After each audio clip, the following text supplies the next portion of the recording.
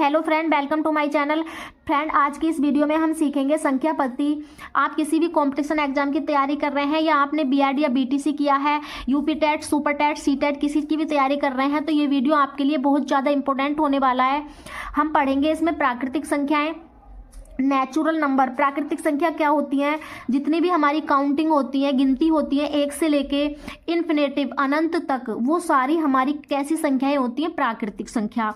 ठीक है। प्राकृतिक संख्या के बाद भैया हम सीखेंगे पूर्ण संख्या, होल नंबर। पूर्ण संख्या क्या होती है? पूर्ण संख्या जो होती है वो 0 से स्टार्ट होती है। इसके अंदर 0 भी आता है, 0, 1, 2, 3। ये भी कहाँ तक जाती है? अनंत तक, इन्फिनेटिव तक। इसके बाद देखते हैं हम पूर्णांक। एक होती है हमारी पूर्णांक संख्याएं। तो पूर्णांक संख्याएं क्या होती हैं? हम 0 से स्टार्ट करते हैं। देखिए पूर्णांक संख्या क्या होती है? 0 से लेके 1, 2, 3 डॉट डॉट इन्फिनेटिव तक जाएंगे। उसके बाद 0 से माइनस वाली जो होती है, -1, -2, -3, और ये भी कहाँ तक जाती है? हमारी अनंत तक। तो 0 से लेके अनंत तक निगेटिव और पॉजिटिव सभी हमारे क्या होते हैं? पूर्णांक।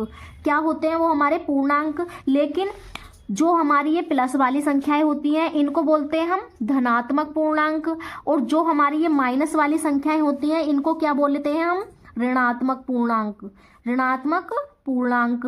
और जो ये हमारा 0 होता है, जो ये हमारा 0 है, इसको बोलते हैं उदासीन पूर्णांक। क्या बोलेंगे इसको? उदासीन पूर्णांक। तो देखिए 0 से लेके इन्फिनेटिव, पॉजिटिव भी और निगेटिव भी, ये सारी संख्याएं कैसी होती हैं? पूर्णांक संख्याएं।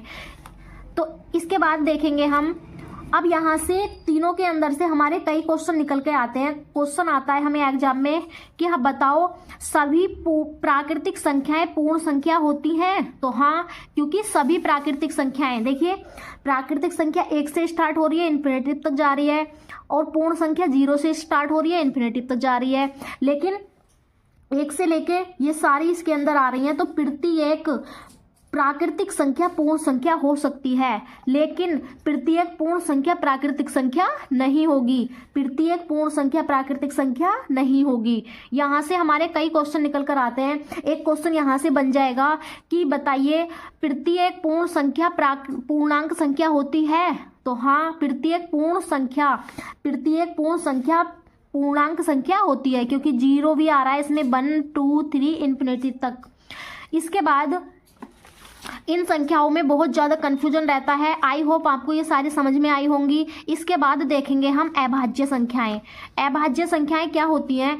ऐसी संख्याएं जो केवल एक से और स्वयं खुद से विभाजित होती हैं, वह संख्या कहलाती है अभाज्य संख्या। और इन अभाज्य संख्याओं को ही हम ऋण संख्या भी बोलते हैं।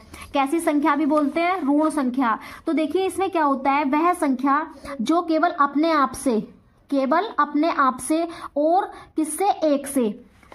एक से विभाजित होगी, तो ऐसी संख्या क्या होती है हमारी? ऐसी संख्या होती है हमारी अभाज्य संख्याएं। तो देखिए 2 है, तो 2 से ही कटेगा और किसी से नहीं कटेगा, और 1 से कटेगा। 2 खुद से कट जाता है और 1 से कट जाता है। इसी प्रकार 3 खुद से कटेगा और 1 से कटेगा। तो देखिए 3 एकम 3 और 1 से कटेगा। ऐसी संख्याएं जिनके केवल 2 फैक्टर होते हैं, एक तो वो खुद और एक होता है, तो ऐसी संख्या हमारी क्या कहलाती है?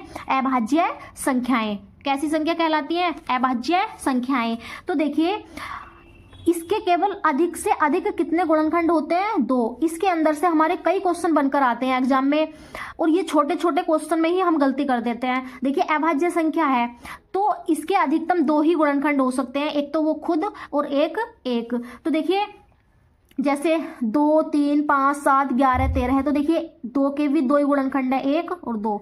3 के भी 1 और 3, 5 के भी 1 और 5, 7 के भी 1 और 7। यानी जितनी भी ये हमारी अभाज्य संख्याएं होंगी इनके केवल 2 ही गुणनखंड होंगे। तो यहाँ से हमारे कई क्वेश्चन बनते हैं एग्जाम में। तो देखिए एक क्वेश्चन हमारा बनेगा कि सबसे छोटी, कैसी? सबसे छोटी अभाज्य संख्या बताइए। तो सबसे छोटी अभाज्य संख्या क्या है हमारी? 2 है। सबसे छोटी अभाज्य संख्या क्या हो गई हमारी? 2। इसके बाद क्वेश्चन बनेगा आपको एग्जाम में कि सम अभाज्य संख्या, सम अभाज्य संख्या क्या है? तो सम अभाज्य संख्या भी हमारी क्या है? 2 है, क्योंकि 2 हमारी कैसी संख्या है? सम। कैसी संख्या है? 2 हमारी सम। और एक क्वेश्चन आपको बनेगा, सबसे पहली अभाज्य संख्या क्या है? ये वाले क्वेश्चन अधिकतर कंफ्यूजन पैदा कर देते हैं। तो सबसे पहले नंबर पे क्या आ रही है हमारी? 2 आ रही है। तो सबसे पहली अभाज्य संख्या कितनी हो गई हमारी? 2 हो गई। सबसे पहली अभाज्य संख्या कितनी हो गई हमारी? 2। इसके बाद हम पढ़ेंगे भाज्य संख्याएं, जिसको हम यौगिक संख्या भी बोलते हैं। भाज्य संख्याएं जिसको हम कैसी संख्या भी बोलते हैं? यौगिक। तो भाज्य संख्या क्या होती हैं? ऐसी संख्याएं जो 2 या 2 से अधिक गुणनखंड रखती हैं। जिनके 2 से अधिक गुणनखंड होंगे वो हमारी कैसी संख्या होती हैं? भाज्य संख्याएं। तो देखिए समझ लेंगे हम इसको एक बार।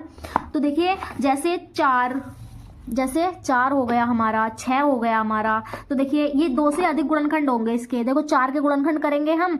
एक तो 4 का गुणनखंड 1 हो गया, 1 चौका 4, एक हमारा 2 हो गया, 2 दूनी 4, और एक हमारा 4 खुद हो गया। तो कितने हो गए इसके? 3 गुणनखंड हो गए। देखो 1 2 3, ठीक है। इसके बाद जैसे 6 के कर लो, 6 का 1 तो खुद हो गया, 2 हो गया, 2 3 6, 1 3 हो गया, एक हमारा 6 हो गया। तो कितने गुणनखंड हो गए? 4। यानी इसके 1 से अधिक गुणनखंड होते हैं तो वो हमारी संख्याएं कैसी कहलाती हैं? हमारी कैसी संख्या कहलाती हैं? वो भाज्य संख्याएं। कैसी? भाज्य। ठीक है। आई होप आपको ये समझ में आई होगी भाज्य संख्याएं। इसके बाद हम समझेंगे सह अभाज्य संख्याएं।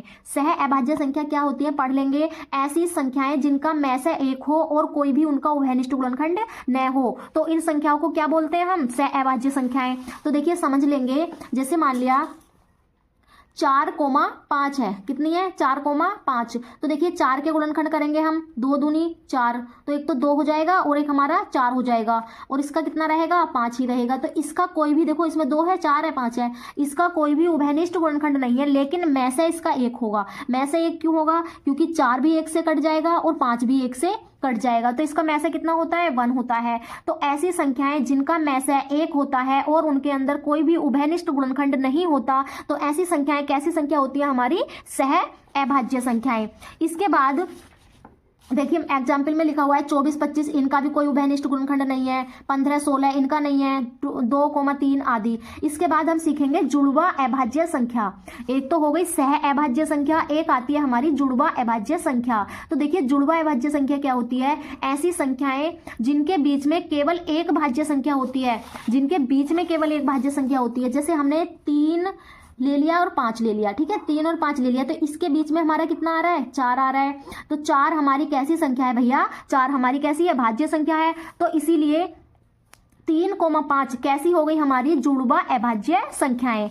इसके बाद देखिए हम समझेंगे सम संख्या। सम संख्या क्या होती है? जो 2 से पूरा पूरा कट जाती हैं उन्हें हम कैसी संख्या कहते हैं? सम संख्या कहते हैं। जैसे 2, 4, 6, 8 ... और भी बहुत सारी आती हैं, 10 12। जो 2 से कट जाएगी, 2 के पहाड़े में आती है, वो हमारी कैसी संख्या होती है भैया? वो हमारी सम संख्या होती है। इसके बाद हम समझेंगे विषम संख्या। कैसी संख्या है समझेंगे हम? विषम संख्या। तो विषम संख्या कौन सी होती है? जो 2 से नहीं कटती, जो 2 से पूरा पूरा न कटे, उन्हें हम कैसी संख्या कहते हैं? विषम संख्या कहते हैं। जैसे 1 3 5 7, ठीक है, 1 3 5 7, तो उसको हम कैसी संख्या बोलते हैं? विषम संख्या बोलते हैं। जो 2 से कट जाएगी सम संख्या, जो 2 से नहीं कटेगी विषम संख्या।